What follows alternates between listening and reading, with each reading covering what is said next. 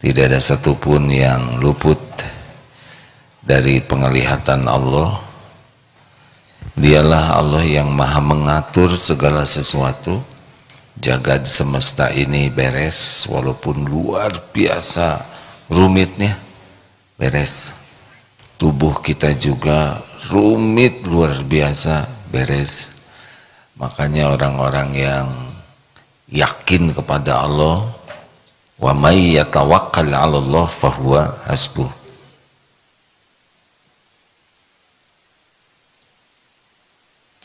Orang yang yakin Allah yang akan mengurus dirinya, Allah akan urus.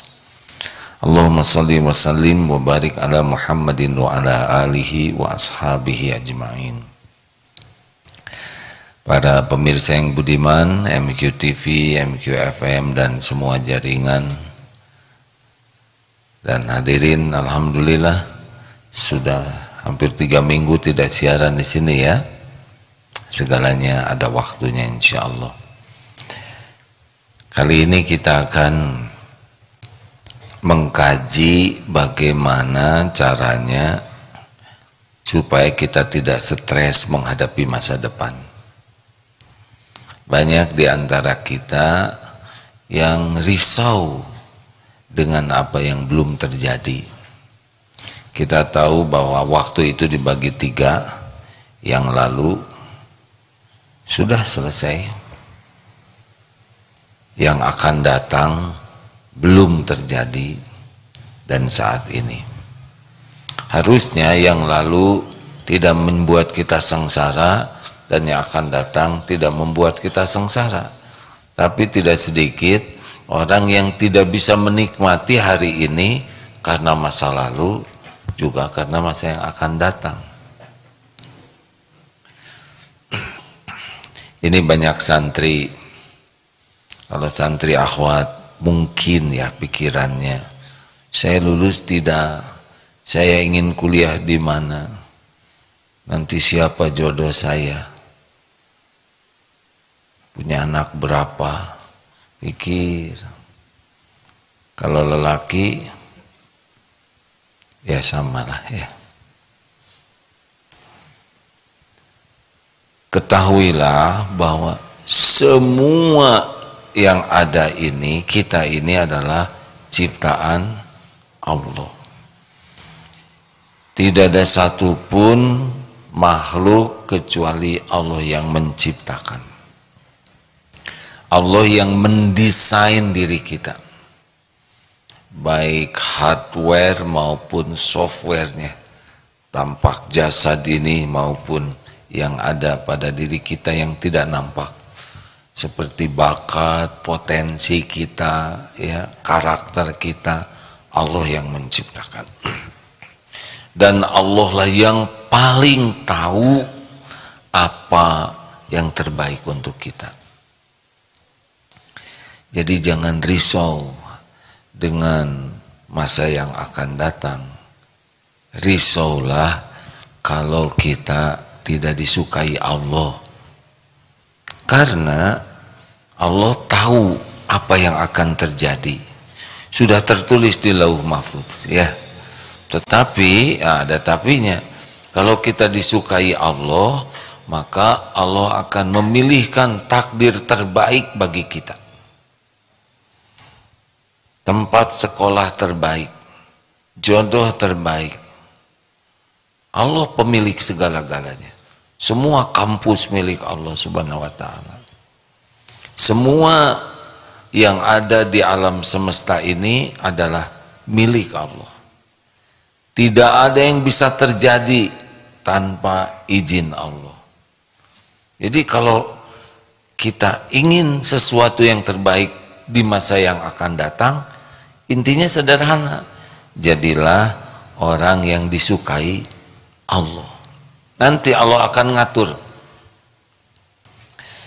Kalau misalkan ada takdirnya terbaik jadi sesuatu karena Allah yang nyiptakan bakat tiap orang, nanti kita disukai Allah, dibimbing oleh Allah. Allah tahu, wah orang tua saya tidak punya biaya, tidak ada masalah tentang biaya. Biaya kuliah itu sepenuhnya Allah yang bagikan rezeki. Kalau Allah mau takdirkan adik kuliah di satu tempat, nanti jalannya ada ke sana. Nggak ada biaya dari orang tua, nggak ada masalah sama sekali. Tinggal Allah gerakan saja nanti orang yang akan membiayai, atau digerakkan saja, dipinterkan, nanti dapat beasiswa. Ini berapa banyak yang hadir di sini wajah-wajah beasiswa, ya kan? Gak usah ngacung deh, sudah auranya terbaca ya.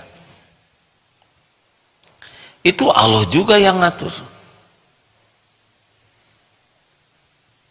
Hadirin sekalian, saya mohon maaf, sebetulnya seburuk-buruk cerita tuh, dan yang paling bahaya dalam cerita adalah cerita tentang pribadi.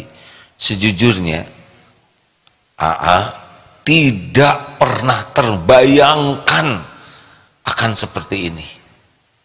Tidak. Waktu SMA tidak terbayang. Saya bukan lahir dari dunia pesantren. Ayah saya seorang prajurit. Alhamdulillah. Sekolahnya elektro, tidak nyambung. Dari kecil sukanya berdagang, bisnis dari TK. Tidak terbayang, benar-benar tidak terbayang akan membangun sebuah pesantren, akan dianggap sebagai seorang pimpinan pesantren begini. Bukan hanya bayangan, remeng-remeng saja tidak. Tapi terjadi ini sekarang. Benar? Ada ini pesantren. Ini saya barusan cari sorban supaya rada kelihatan. Ya. Tidak terbayangkan. Ada yang ngatur. Maaf ya, kawan-kawan, ini buka dapur. Maksudnya dapur ini rahasia. Kami rapat di Darut Tauhid. Apa yang terjadi jauh lebih baik daripada yang dirapatkan. Tidak terbayang. Masjid akan sebagus ini, di berbagai tempat ada. Tidak terbayang. Ada bayangan, cuman sederhana bayangannya. Ada yang ngatur. Maka sekarang lebih simpel. Kalau dulu segala ingin segala itu, sekarang bagaimana caranya supaya waktu yang ada sekarang ini kita disukai Allah, titik. Kenapa? Kita boleh mikirnya akan datang, boleh, tapi belum tentu ada. Kita belum tentu hidup. Berapa banyak santri yang wafat masih muda, benar? Dan yang akan wafat, kenapa jadi pada nunduk begini? Tidak tahu. Makanya boleh punya cita-cita, boleh, tapi cita-cita harus membuat dekat dengan Allah. Karena Allah yang menggenggam diri kita, Allah yang menggenggam hari-hari yang akan datang, Allah yang menguasai segala-galanya. Aduh, gimana tentang jodoh? Jangan nanya sama saya. Sebab saya bukan penentu jodoh. Ke Allah, tapi saya ini kurang cakep. Jangan menghina Allah ya. Allah menciptakan kita tuh udah pas buat calonnya. Iya. Kalau yang punya jodoh yang cakep-cakep, siapa jodoh kita, ya kan? Allah yang mendesain wajah, Allah yang membulak-balik hati, Allah yang menanamkan cinta, Allah yang menakdirkan jodoh. Makanya ingat jodoh, ingat Allah. Ingat kuliah, ingat Allah. Bisa nggak saya ingin kuliah kedokteran di ITB? Ya, itu ngaco aja. Karena di sana tidak ada fakultas kedokteran. Tapi kan mudah bagi Allah mengadakannya. Nah, ini makin ngaco ya. Mudah bagi Allah, tapi sunatullahnya memang sudah ada begini. Sekolah teknologi ya. Oleh karena itulah rekan-rekan sekalian, ingat masa depan, langsung ingat Allah. Mencemaskan sesuatu tentang masa yang akan datang, langsung ingat Allah. Apapun di masa yang akan datang sepenuhnya hanya bisa terjadi dengan izin Allah Subhanahu wa taala. Yang paling penting bukan hanya izin Allah, yang penting kita mendapatkan sesuatu yang Allah ridhoi. Gimana caranya? Ya, pertama kita harus husnuzon kepada Allah. Karena ana inda dzanni abdi bi, aku sesuai dengan prasangka hambaku. Berbaik sangka kepada Allah. Wah, gimana kamu mah nggak mungkin masuk ke perguruan, Allah yang menguasai. Pokoknya jangan pernah kita berburuk sangka kepada Allah. Seperti ada yang, Bu, kenapa ibu nggak haji? Wah, boro-boro haji. Saya mah ongkos pulang ke rumah juga pas-pasan. Ini buruk sangka kepada Allah. Padahal kalau Allah mengundang seseorang haji, pasti Allah buat jalannya sampai ke sana. Ya seperti yang diceritakan kemarin 180 orang sekitar itu rombongan. Yang bayar itu bayar sendiri, syariatnya paling 10%, 20 orang. Jadi gimana yang 160? Syariatnya ya, ada yang dibayarin suaminya. Iya tuh, istri anak. Ada suami cerita, bisnis saya lagi jelek, saya kesini, dibayarin istrinya. Ada yang dibiayai menantu, ada yang dibiayai orang tua, anak-anak itu orang tua yang mau. Ada yang dibiayai oleh bosnya di kantor, bosnya belum kesini, supirnya yang kesini. Kalau Allah mau ngundang pasti ada jalannya, termasuk yang ini ya. Setahun bisa 4 kali takdir Allah saya ke tanah suci, jarang, hampir nggak ngeluarin ongkos, diongkosin ya, ada jalannya. Pernah suatu saat tidak dapat kuota haji, padahal ingin haji, kuotanya sudah tidak ada di sini. Qadarullah dapat undangan dari raja untuk haji, ada saja jalannya. Oleh karena itu husnuzon kepada Allah. Jangan mengecilkan janji jaminan Allah hanya karena lihat kemampuan orang tua, kemampuan finansial. Saya emang nggak bisa lah, nggak mungkin. Nah itu suudzon. Tidak ada yang tidak mungkin bagi Allah. Apalagi yang kedua, kalau sudah berbaik sangka bahwa semua takdir dalam kekuasaan Allah, yang kedua adalah pasrahkan ke Allah. Kalau pasrah tuh ikhtiar, tidak begini nih ya. Maaf ini mengulangi lagi. Sedikit saja nih tentang Google, apa yang suka memandu di mobil tuh, Google Map. Sekarang orang yang pakai kendaraan Google Map, setel Google Map-nya, aplikasinya di-download, kerja dulu dia, ngedownload, kemudian nulis alamat, tujuannya ke sana, kemudian pencet, apa yang dipencet?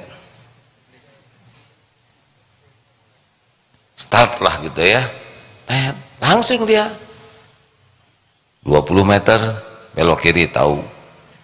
Nggak tahu ya, nggak tahu. Dipandu dan nurut. Itu pasrah kepada Google Map. Mesin qadarullah sekarang ada mesin itu. Belok kiri, belok kanan, di depan ada persimpangan, lalu pakai rem yang kiri 25 meter lagi sampai di sebelah kiri, sampai. Kita terus berinteraksi dengan bimbingan. Itu karena kita pasrah ke Google Map. Sebab kita ngelawan. 50 meter belok kiri, nggak mau, ngomong aja sesuka saya, tahu ya nggak. Hasilnya tersesat. Walaupun Google Map tidak akurat ya. Karena saya pernah ceramah, sok lihat Google Map, nyasar hadirin ya. Google-nya mungkin lagi pusing ya, banyak masalah. itu pasrah kepada Google Map. Kalau nggak pasrah bagaimana? Ya pusing lah nyari sendiri. Kita bisa pakai Google Map, bisa tidak, ya kan? Kurang lebih itulah. Kalau dulu sebelum cerita Google Map seperti masuk ke gunung, mau ke puncak gunung, ada pilihan, silahkan masuk ke puncak sendiri atau lapor kepada pemilik gunung, pawang gunungnya, ya. Barang siapa yang lapor ke pemilik gunung ini kemudian menyerahkan dirinya, akan dipandu oleh penguasa gunung ini, jamin akan sampai ke tujuan dengan jalan yang paling efektif dan efisien. Mana yang paling menikmati perjalanan di gunung itu? Yang masuk sendiri atau yang memasrahkan diri kepada penguasa gunung itu? Memasrahkan. Dulu sering diceritakan, wah saya mau ke hutan, mau ke sana, tapi dia tidak pakai petunjuk, di lehernya galon 2. Buat apa bawa galon begini saja? Ya karena cadangan air di hutan. Itu bawa karung buat apa? Beras, ya buat di hutan. Itu kenapa bawa golok gergaji buat di hutan? Ini apa? Kompor, selimut, menderita dari awal. Tapi ketika lapor nggak usah bawa galon. Nanti saya tunjukkan mata air di hutan. Saya juga bekal ngasih tahu mana pohon yang ada airnya yang bisa diminum. Cukup bawa flash kecil saja. Ini apa kok bawa beras? Ya buat masak di hutan, nggak usah. Bawa sekarung gitu paling 10 meter udah tengkurap. Nanti cadangan makanan di hutan. Beres. Itu kenapa pakai baju besi? Ingat pakai, takut ini, ular dipatuk. Tenang, saya beritahu semua binatang-binatang berbahaya di hutan ini dan cara menghindarinya, cara mengatasinya. Enak kan? Ketika nanjak, Pak, kenapa ini nanjak terus, Pak? Shh, ini jalan terpendek untuk dapat nangka. Ini nangka di atas. Jadi nanjak, tapi kalau tahu ini bakal dapat makanan jadi happy. Betul? Ini kok jalannya licin begini? Ini mau ke mata air. Senang dia. Kurusuk-kurusuk. Wah, itu ada babi hutan. Tenang, tinggal belok. Set, beres ya. Karena babi hutan nggak bisa belok. Kalau ada yang ngasih tahu mah gampang hidup. Sama ujian juga kan, ulangan. Aduh ini soal susah, kata guru B. Langsung beres ya kan. Padahal aslinya A. Artinya ribet itu kalau tidak ada yang nuntun. Betul? Dengar nih ya, doa keluar rumah. Barang siapa yang keluar dari rumah dan berdoa Bismillah dengan nama Allah, tawakkaltu 'ala Allah, saya bertawakal kepada Allah, saya pasrahkan diri saya kepada Allah sepenuhnya. Bismillahi tawakkaltu 'ala Allah, la haula wala quwwata illa billah, sungguh saya tidak ada daya, tidak ada kekuatan kecuali dengan izin Allah, dari Allah. Apa? Kepada orang ini dikatakan seketika itu, hudita wa kufita wa wukina, ditunjuki, dicukupi, dilindungi. Tuh hadirin, hanya dengan doa itu. Tapi kan banyaknya orang keluar rumah lupa doa itu. Ada yang keluar rumah doa Bismillahirrahmanirrahim, enggak ingat doa itu apa artinya. Ada yang ingat artinya, belum yakin dengan janji jaminan Allah. Tapi kalau kita keluar dari rumah, Bismillah, dengan namamu ya Allah, Tawakkaltu 'alallah, saya bertawakal kepadamu. Saya serahkan diri saya, urusan saya kepadamu. La haula, sungguh saya tidak punya kekuatan apa-apa, tidak punya daya, wala quwata, tidak punya kekuatan. Saya tidak punya kemampuan apa-apa untuk meraih manfaat atau menolak mudarat. Saya tidak punya kemampuan untuk berbuat taat atau menjauhi maksiat illa billah, kecuali dengan pertolonganmu ya Allah. Allah tahu siapa hambanya yang doa, Allah tahu siapa hambanya yang doa dan mengerti apa yang dia ucapkan. Allah tahu hambanya yang berdoa dan yakin dengan janji jaminan Allah. Tingkatan ini sangat menentukan hasilnya. Nanti ditunjukin. Kalau harus ketemu ilmu, kita ketemu ilmu itu. Maaf ya, seperti sekarang nih, pagi ini, yang takdirnya harus dapat ilmu ini, dengar dia di sini sekarang atau di medsos. Tapi ada juga yang ke masjid, tapi kelihatannya nggak dapat ilmu. Ya itu dia tuh yang nyender. Ada apa? Kan subhanallah, subhanallah, subhanallah. Langsung wirid ya.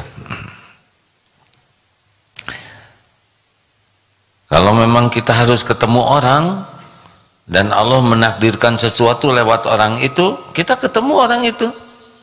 Semua makhluk Allah yang menggenggam. Kalau Allah menghendaki kita dapat sesuatu, dapat, nggak bisa dihalangi, nggak bisa dicegah, nggak bisa dimundurkan. Apa yang Allah kehendaki, innama amruhu idza arada syai'an ayyakula lahu kun fayakun. Makanya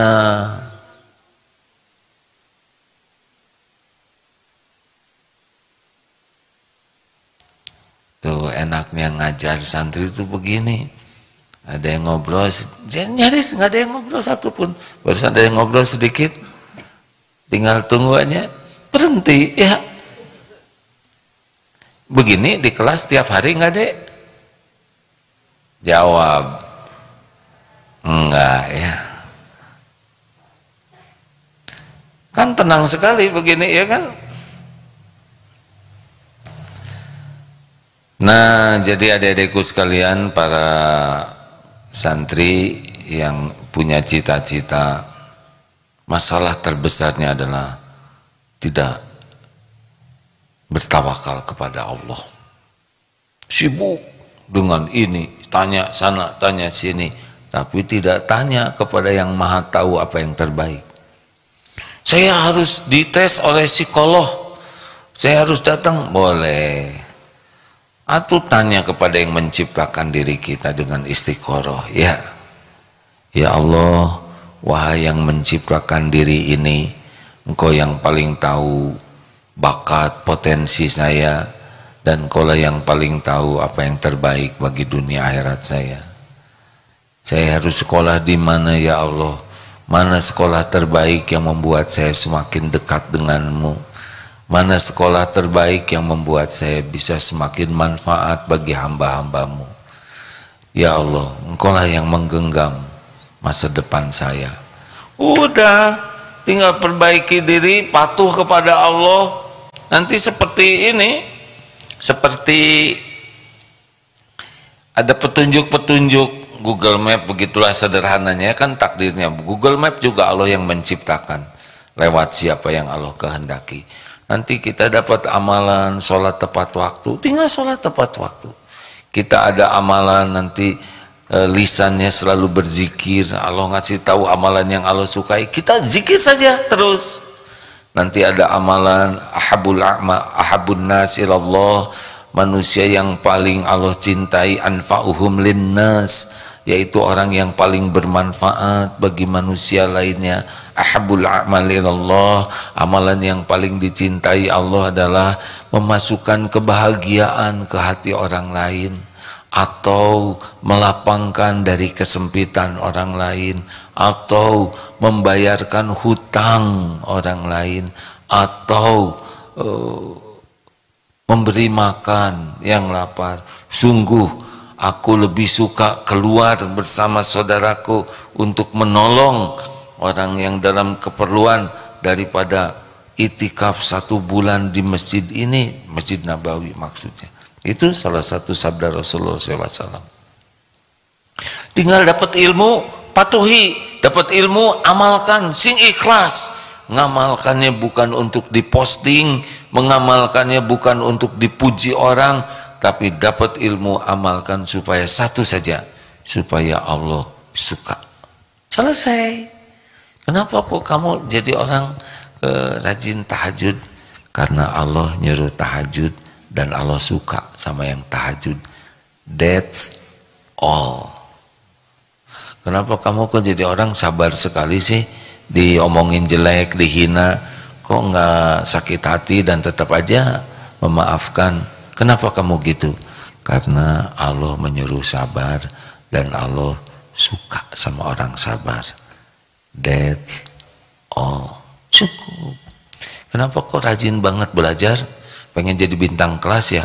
Kak, Allah menakdirkan saya sekolah. Allah suka sama orang yang sungguh-sungguh. Mau jadi bintang kelas, bintang 7, bintang penting, Allah suka. Ibu, kenapa kok ibu sabar bener padahal suami ibu sangat baik?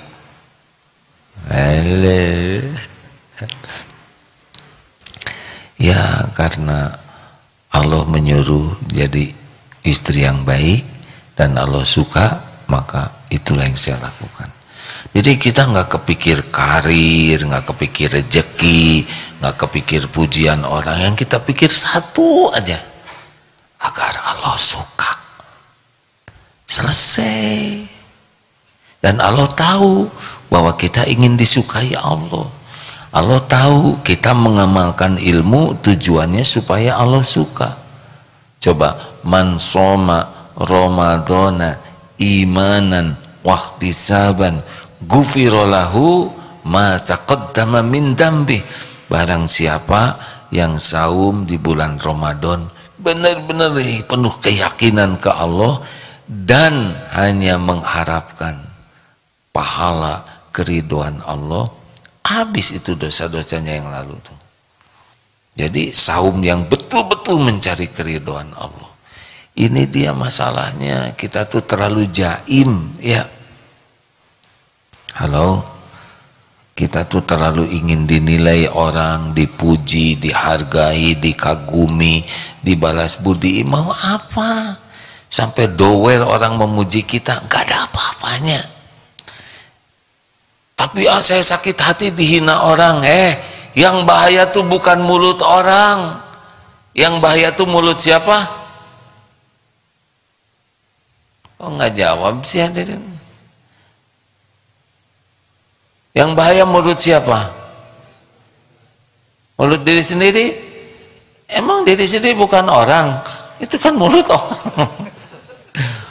Yang bahaya tuh bukan mulut orang lain, tapi mulut sendiri lagi. Mulut diri sendiri. Kita tuh tidak dihisab mulut orang. Dihisab mulut tetangga, enggak. Oleh tetangga yang dihisab mulut sendiri. Jadi harus bagaimana? Kalau tawakal, cari ilmunya, apa yang Allah suka, amalkan supaya Allah suka. Selesai, begitu aja hidup ini, nggak ruwet ya. Nanti ada episode macam-macam. Nanti ada episode kita kena ujian, dihina, difitnah. Itu juga di sana ada amalan yang membuat Allah suka. Innallaha ma'as sabirin. Sesungguhnya